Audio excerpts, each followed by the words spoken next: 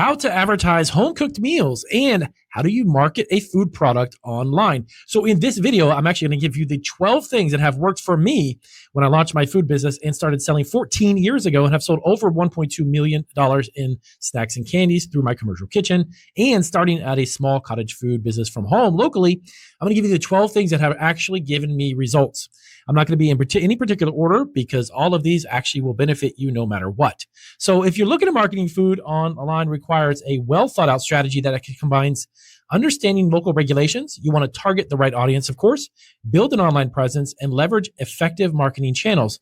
So in this video, I'm going to give you those 12 specific things one by one and give you an understanding and detailed breakdown of what they are and how you can apply them. So welcome to Marketing Food Online. It's Damian Roberti. If this is your first video, welcome. We are all about food entrepreneurship. I've got over 1,200 videos in nearly 50 countries and 150,000 subscribers, just like you, that are looking to launch home-made food businesses and other types of businesses with food. So number one, understand the legal requirements. Now, before you go diving into marketing, it's of course crucial to ensure that your business actually complies with your local and state food laws. Now, in many places, we have home-based food business laws that fall under what's known as cottage food laws that allow you to sell certain types of home-based foods. And these regulations often specify what types of food that you can sell. Usually, they're actually going to be non-perishable items such as baked goods, jams, candies, etc. Now, how the food must be labeled, they're going to dictate that as well in those laws. Where you can actually sell the products, some of them actually allow you to do it online, believe it or not, some states. Farmers markets, and within certain areas within your city and county. And then it also tells you what kind of licenses and permits would be required. So understand those legal requirements. That's number one. Understanding these laws will actually help you avoid any type of legal issues, guys, and allows you to actually market with confidence because you understand what can and can't be done. Number two, define your target audience. Now, you want to identify your target audience, and that is key to successful marketing. Actually, marketing anything, product or service, especially food. You want to consider, number one, demographics, age, location, income level, and lifestyle. For example, if you're targeting busy professionals, let's say families or people with dietary restrictions like gluten-free or vegan, that would be one demographic. Buyer's behavior. This is something that's really interesting too. So what motivates your customers to purchase food online? Convenience, specialty items, or supporting a small business. Next up is preferences. Do they prefer organic, locally sourced, or even gourmet products? So tailor your messaging to what resonates most with them is the key to getting started with your audience. Number three, build an online presence. Now, your online presence is how customers find and engage with your brand, obviously online. Now, this includes, number one, of course, a website. You want to create a professional one. If you don't know how to do that, have someone make one for you. Okay. I'm really personally on the fence about that because I personally have made all of my own websites because there's some reasons why, and I'll get into another video about why I do that. But having someone make one for you, if you can't, go ahead and do that. Okay. It's easy. It has to be easy to navigate. That showcases your products, pricing, and any story behind how you got started.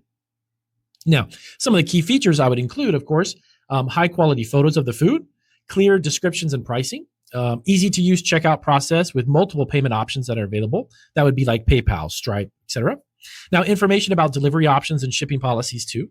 And a simple blog where you can actually share recipes or cooking tips with your food product and some behind the scenes content. Now, here's some social media ideas too. Platforms, of course, like Instagram and Facebook, and of course, TikTok are great for showcasing your homemade food. But you want to share high quality images and videos of the products, maybe some behind the scenes content to show how your food preparation process works, customer testimonials, even some feedback. That's always a great thing. Engaging stories about the journey it took from you to have the idea to actually making it and selling it, the sourcing of your ingredients, any inspiration behind the recipes or ideas. That's always good content. E-commerce platforms. Okay, you want to consider selling on platforms, of course, like Etsy or eBay to get started. I highly recommend you actually stay away from Amazon because you need to have some experience before you get on that platform because it's considerably difficult, much more harder to sell on. It can be done. I've actually been on Amazon now for 11 years, but it is a truly learning experience, okay? Food-specific marketplaces, Bubble Goods, Goldbelly, where people can often search for homemade and artisanal products. That's another one.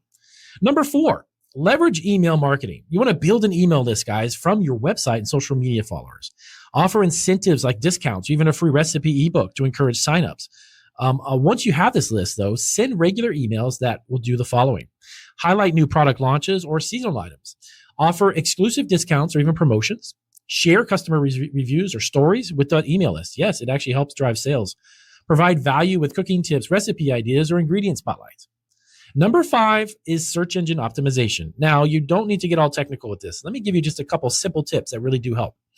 Implement SEO strategies to ensure that your website, of course, products appear in relevant online searches. Now, what this involves is using what's known as targeted keywords. These are related to your product, such as like homemade cookies online, or vegan baked goods for delivery, or even buy artisanal bread online. These are specific keywords that will trigger your products to be found in search. Now, writing, of course, SEO optimized content like a blog post that educates your audience or increases visibility, that's always good. You also want to add alt text. Now, this is actually to any image, and you want to optimize the website for mobile use. So when you have an image or a photo of your product, you want to use those additional keywords and put them into the image. Okay. Number 6, utilize paid advertising. Now, it's always good. I recommend you learn a little bit about how this works before you start dumping money into it. Because when you advertise through Facebook or Google, because when someone clicks on the ad, they are going to take a fee. That does not mean it's converted into a sale. Conversion is different. So things like Google ads that actually target people searching for specific terms related to your food products. Facebook and Instagram ads. Okay, so you use these platforms targeting features to reach specific demographics, interests, or even behaviors, which is fantastic. We love to run Facebook ads. I run them all the time. They're very effective for what we do. Very simple too. You can promote posts or even run campaigns that direct users to your website and product pages. Pinterest ads. By the way, Pinterest is huge with food in general, everything. If you're a food seller, a food maker, if you're marketing food, whatever you're doing, Pinterest ads are great. So if your products are visually appealing, Pinterest can be a great platform for marketing homemade food as well. Number 7, create compelling visual content. So since food is highly visual product, obviously, investing in good photography or videography is very essential. Now, here's some high quality visuals that can actually help. These are some ideas, some tips. Increase engagement on social media. Make your website look more professional with these images. You can also improve your chances of getting featured in online publications or food blogs. Now, you can use platforms again like TikTok to create short, engaging videos that show how your products are made or even how your customers can use them. Great idea. Number 8, collaborate with influencers or even bloggers. So you want to partner with food influencers or bloggers that can actually help you reach a larger audience. How we did it is that we looked for micro influencers with a strong, engaged following in the niche, food bloggers who can actually review your products or even include them in recipe content, local influencers who can promote your brand within the local community too. Always a benefit. Number 9, customer reviews and testimonials. Okay, so you want to encourage your customers, okay? You want them to leave reviews on your website, social media pages, or even a third-party platform like Etsy or Yelp. Positive reviews, let me tell you, they help to build trust and increase conversions big time. You want to offer incentives like a discount, even a freebie for customers who leave reviews. Feature customer photos and testimonials in marketing materials as well on different social platforms. Number 10, you want to offer special promotions and discounts. You incentivize new customers and reward repeat buyers with special offers. So number 1, discounts. Offer a percentage off of their first purchase even by referring a friend. Bundling. Create value by bundling items together at a reduced price. This is a great way. We actually do this a lot on Amazon. It works very well, bringing together either multiple items or just bigger quantities. Seasonal promotions. So promote holiday-themed items or seasonal flavors to drive sales during specific times. Number 11, you want to focus on packaging and branding. So your branding and packaging can actually set you apart from competition. You want to ensure your packaging is attractive, reflects your brand, functional to keep obviously the food fresh and protected during transit and delivery, right? Compliant with local laws and labeling laws too, to make sure that you're in guidelines with those as well. So keep that in mind.